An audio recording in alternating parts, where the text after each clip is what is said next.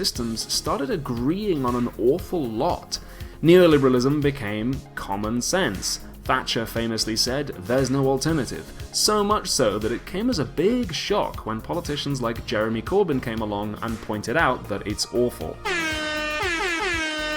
Neoliberalism's love of deregulation contributed to the 2008 financial crisis. Neoliberalism also led to austerity, the cuts to public services and wages, and tax breaks for the very wealthy, which the United Nations says has led to human rights violations in my country. It's also been noted that since austerity began, there's been a spike in the number of preventable deaths and suicides, which some researchers have said may be partly due to the cuts to the health service and social care. Caps on public sector pay and cuts to local authority budgets have also been blamed for events like the Grenfell fire, while cuts to social security have been blamed for the massive increase in the numbers of people having to use food banks. Though to be fair, the statistics on issues like this are often quite murky and lag behind the real-world effects. That's why it's important to listen not just to the stats, but also to the lived experience of people with disabilities and living on the poverty line since neoliberalism became the norm.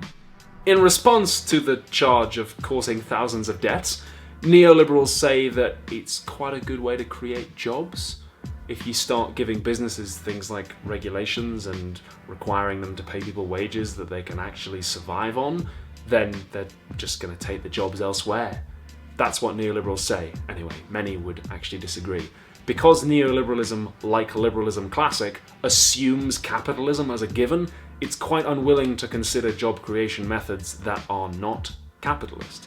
You might also have some reservations about whether human lives can really be measured against economic benefit like that, especially when nowadays economic benefit basically just means rich people getting richer and everyone else working harder. A good case study for neoliberalism is Iraq, because we forcibly imposed it when we invaded in 2003.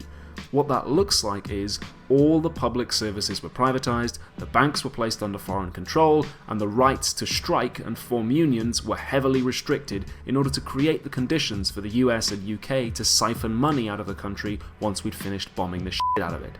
Neoliberalism is very good at making rich people richer. Since the 80s, according to the IMF, more and more wealth has been concentrated in fewer and fewer hands. Part 3. Freedom ain't free.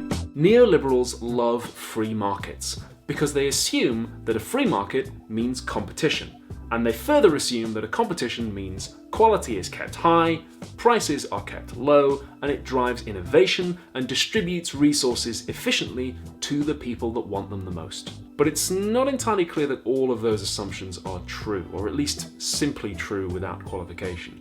For instance, have free markets resulted in a lot of competition everywhere? Or have some markets actually become dominated by a very small number of companies? Are resources as efficiently distributed as they could be? And do they always go to the people who want them the most? Is the innovation that's happening always useful? And is it allowed to benefit all of humankind when it is? Maybe to a certain extent, but maybe also to a certain extent kind of not. But really, the big trouble with this individualistic, market-based personal responsibility approach is that some people can't navigate markets, particularly the job market, as effectively as everybody else. If you find it more difficult to obtain or stay in employment because of something like your race, your gender, or your ability, or if you can find employment but it doesn't pay you as much because there's a wage gap, or you face more workplace violence or discrimination, or you're in a group that it just costs more to be in because you've got, for instance, medical bills, well, neoliberalism has no solutions to any of that. Because of the individualist focus it inherits from liberalism classic, neoliberalism distills the privileges of race, gender, and ability into class privilege. And this whole personal responsibility shtick ignores the fact that at some point in every human being's life, we require care. We require something we need that is just freely given. Maybe that's the care of a parent, or a friend, or maybe it's a nurse or a doctor or a waiter going above and beyond just what they're paid to do in order to just freely make your life that little bit better. Care is unselfish, and trying to ground something that is definitionally unselfish in market systems that reward being selfish is just not going to work.